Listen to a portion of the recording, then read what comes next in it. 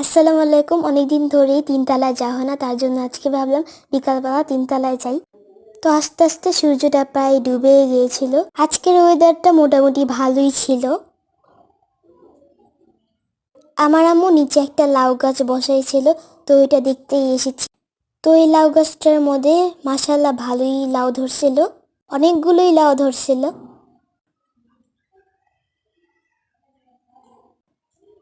আর এই যে হলো আমার ড্রাগন ফল গাছ। তখন আমার আম্মু বললো দুতলায় লাউ ধরছে, দেখে আসো গা।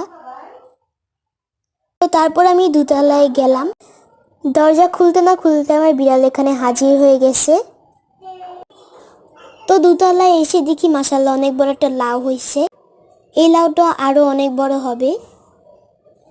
শুধু এই একটা লাউই না, আরেকটা লাউ আছে, এই যে আরেকটা লাউ।